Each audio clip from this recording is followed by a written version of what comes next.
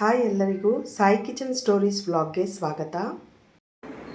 ಇವತ್ತಿನ recipe lemon coriander rice with mushroom creamy sauce. ಬನ್ನಿ ಆಗಿದ್ರೆ ಹೇಗೆ ಮಾಡೋದು ಅಂತ ನೋಡ್ಕೊಳ್ಳೋಣ. ಇದು ಹೀಟ್ ಆಗಿದೆ, ಇದಕ್ಕೀಗ ಬಟರ್ ಹಾಕ್ತಾ ಇದ್ದೀನಿ.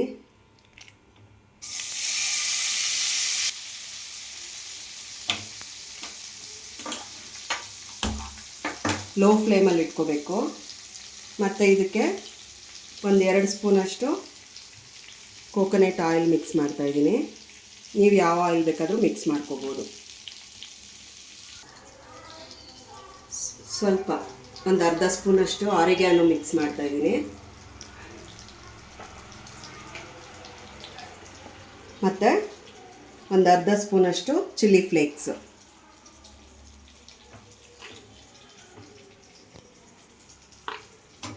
ಇದನ್ನು ಮಿಕ್ಸ್ ಮಾಡ್ಕೋಬೇಕು. ಇದಕ್ಕೀಗ ಚಿಕ್ಕದಾಗಿ ಚಾಪ್ ಮಾಡಿರೋವಂಥ ಗಾರ್ಲಿಕ್ ಹಾಕ್ಕೊಳ್ತಾ ಇದ್ದೀನಿ, 1 ಟೇಬಲ್ ಸ್ಪೂನಷ್ಟು. ಚಿಕ್ಕದಾಗಿ 3 ಈರುಳ್ಳಿನ ಸಣ್ಣದಾಗಿ ಕಟ್ ಮಾಡಿ ಇಟ್ಕೊಂಡಿದ್ದೀನಿ. ಇದನ್ನು ಕೂಡ ಇವಾಗ ಇದಕ್ಕೆ ಮಿಕ್ಸ್ ಮಾಡ್ತೀನಿ.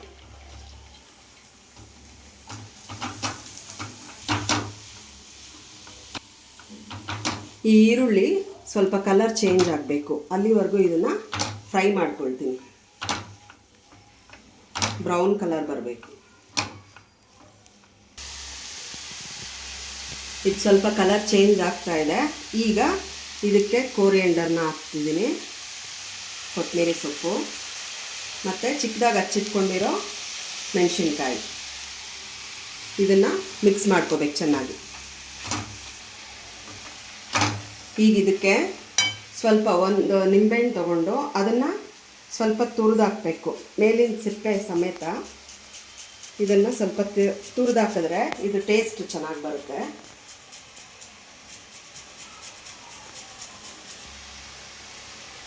ಅದೇ ನಿಂಬೆಹಣ್ಣನ್ನು ಫುಲ್ಲು ಹಿಂಡ್ಬಿಡ್ಬೇಕು. ಇದಕ್ಕೀಗ ಒಂದು ಅರ್ಧ ಸ್ಪೂನಷ್ಟು ಉಪ್ಪು ಹಾಕಬೇಕು.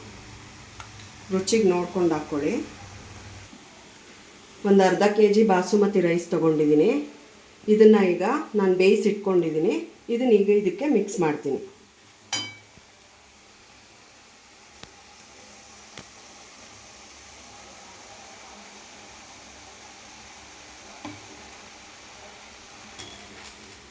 ಈಗಿದು ಮಿಕ್ಸ್ ಮಾಡಿದ್ದೀನಿ.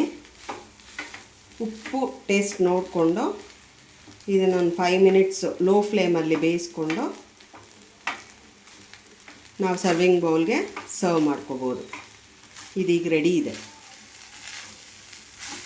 ಒಂದು 5 ಮಿನಿಟ್ಸು ಲೋ ಫ್ಲೇಮಲ್ಲಿ ಸ್ವಲ್ಪ ಅದು ಹೊಂದಾಣಿಕೆ ಆಗೋದಕ್ಕೆ ಬಿಡಬೇಕು. ಇದೀಗ ರೆಡಿ ಇದೆ. ಇದಕ್ಕೆ ಸ್ವಲ್ಪ ಕೋರಿಯಂಡರ್ನ ಹಾಕಿ ಇದು ನೆನೆಸ್ಬೇಕು. ಪಾನ್ ಇಟ್ಟಿದ್ದೀನಿ.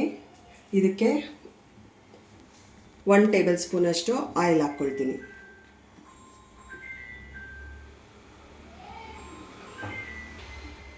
ಎಣ್ಣೆ ಸ್ವಲ್ಪ ಕಾದ್ಮೇಲೆ ಇದಕ್ಕೆ ಚಿಕ್ಕದಾಗಿ ಕಟ್ ಮಾಡಿರೋ ಬೆಳ್ಳುಳ್ಳಿ ಮತ್ತು ಚಿಕ್ಕದಾಗಿ ಕಟ್ ಮಾಡ್ಕೊಂಡಿರೋ ಹಸಿಮೆಣಸಿನ್ಕಾಯಿ ಒಂದೊಂದು ಸ್ಪೂನ್ ಹಾಕ್ಕೊಳ್ಬೇಕು. ಇದನ್ನು ಸ್ವಲ್ಪ ಫ್ರೈ ಮಾಡ್ಕೊಳ್ಬೇಕು. ಇದಕ್ಕೀಗ ಮಶ್ರೂಮ್ನ ಕ್ಲೀನಾಗಿ ತೊಳ್ಕೊಂಡು ಚಿಕ್ಕದಾಗಿ ಕಟ್ ಮಾಡಿ ಇಟ್ಕೊಂಡಿದ್ದೀನಿ. ಇದನ್ನು ಇದಕ್ಕೆ ಮಿಕ್ಸ್ ಮಾಡ್ಕೊಳ್ಬೇಕು.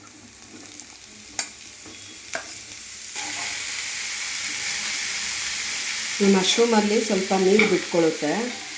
ಇದನ್ನು ಹಂಗೆ ಫ್ರೈ ಮಾಡ್ತಾ ಇರಬೇಕು. ಒಂದು 5 ಮಿನಿಟ್ಸ್ ಇದನ್ನು ಈ ಚಿಲ್ಲಿ ಜೊತೆ ಗಾರ್ಲಿಕ್ ಜೊತೆ ಫ್ರೈ ಮಾಡ್ಕೋಬೇಕು. ಈ ಮಶ್ರೂಮ್ನಲ್ಲಿರೋ ನೀರು ಬಿಟ್ಕೊಳ್ಳುತ್ತಲ್ಲ, ಇದು ಡ್ರೈ ಆಗಿ ಈ ಮಶ್ರೂಮ್ ಏನಿದೆ ಇದು ಬ್ರೌನ್ ಕಲರ್ ಬರಬೇಕು. ಅಲ್ಲಿವರೆಗೂ ಇದನ್ನು ಸ್ವಲ್ಪ ಫ್ರೈ ಮಾಡ್ಕೊಳ್ಳೋಣ. ಈಗ ಇದು ನೀರೆಲ್ಲ ಡ್ರೈ ಆಗಿ ಬ್ರೌನ್ ಕಲರ್ಗೆ ಟರ್ನ್ ಆಗಿದೆ. ಇದನ್ನು ಇವಾಗ ಒಂದು ಬೌಲ್ಗೆ ಶಿಫ್ಟ್ ಮಾಡ್ಕೊಳ್ತೀನಿ.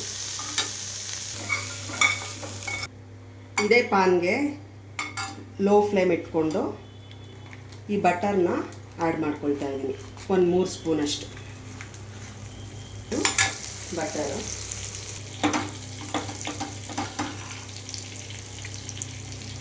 ಈ ಬಟರ್ಗೆ 3 ಸ್ಪೂನಷ್ಟು ಮೈದಾ ಹಾಕ್ಕೊಳ್ತಾ ಇದ್ದೀನಿ. ನೀವು ಮೈದಾ ಬೇಡ ಅಂದರೆ ವೀಟ್ ಫ್ಲೋರ್ ಕೂಡ ಹಾಕೋಬೋದು. 3 ಸ್ಪೂನು. ಇದನ್ನೀಗ ಚೆನ್ನಾಗಿ ಈ ಬಟರ್ ಜೊತೆ ಮಿಕ್ಸ್ ಮಾಡ್ಕೊಳ್ಬೇಕು.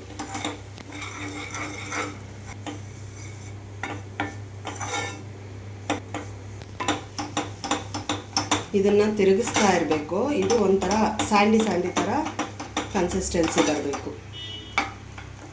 ಇನ್ನೊಂದು ಸ್ವಲ್ಪ ಅದರ ಕನ್ಸಿಸ್ಟೆನ್ಸಿ ಸ್ವಲ್ಪ ಜಾರ ಥರ ಆಗಬೇಕು. ಹೀಗೆ ಇದಕ್ಕೆ ಅರ್ಧ ಲೀಟ್ರಷ್ಟು ಹಾಲು ತೊಗೊಂಡಿದ್ದೀನಿ. ಈ ಹಾಲನ್ನ ಒಂದು 4 ಸಲ ಈ ಕನ್ಸಿಸ್ಟೆನ್ಸಿನ ಹೊಂದ್ಕೊಳ್ತಾ 4 ಸಲ ಅದನ್ನು ಮಿಕ್ಸ್ ಮಾಡ್ತಾ ಬರ್ತೀನಿ. ನೋಡಿ ಈ ಥರ.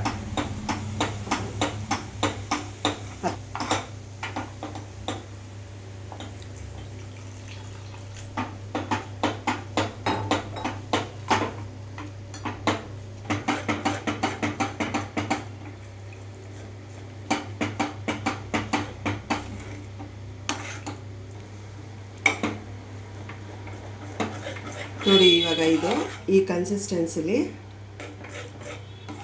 ಬೆಂದಿದೆ. ಇದಕ್ಕೆ ಬೇಕಾದರೆ ಇನ್ನೂ ಒಂಚೂರು ತೆಳ್ಳಗೆ ಮಾಡ್ಕೋಬೋದು. ಸ್ವಲ್ಪ ಹಾಲು ಹಾಕ್ಕೊಂಡೆ ಮಾಡ್ಕೋಬೇಕು.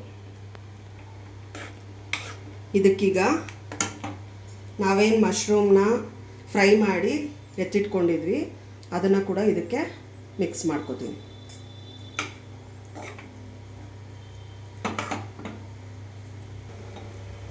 ಇದಕ್ಕೆ ವೈಟ್ ಪೆಪ್ಪರು ಮತ್ತು ಬ್ಲ್ಯಾಕ್ ಪೆಪ್ಪರ್ ಪೌಡರ್ ಒಂದು ಹಾಫ್ ಸ್ಪೂನ್,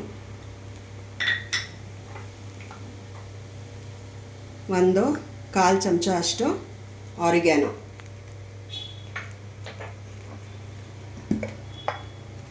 ಮತ್ತು ಒಂದು ಅರ್ಧ ಸ್ಪೂನಷ್ಟು ಚಿಲ್ಲಿ ಫ್ಲೇಕ್ಸ್, ರುಚಿಗೆ ತಕ್ಕಷ್ಟು ಸಾಲ್ಟ್. ಇದನ್ನೀಗ ಚೆನ್ನಾಗಿ ಮಿಕ್ಸ್ ಮಾಡಬೇಕು. ಒಂದು 5 ಮಿನಿಟ್ಸ್ ಇದು ಕುಕ್ ಆಗೋದಕ್ಕೆ ಬಿಟ್ಬಿಟ್ಟು ಇಳಿಸ್ಬೋದು.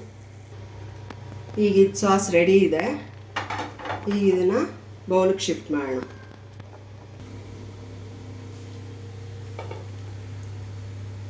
Lemon coriander rice.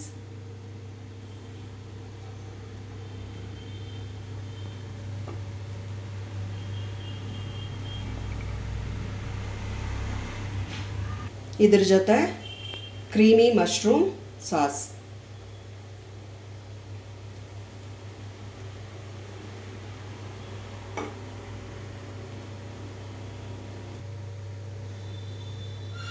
Creamy mushroom sauce ಮತ್ತು ಲೆಮನ್ ಕೋರಿಯಂಡರ್ ರೈಸ್ ರೆಡಿ ಇದೆ. ತುಂಬ ಚೆನ್ನಾಗಿ ಬರುತ್ತೆ.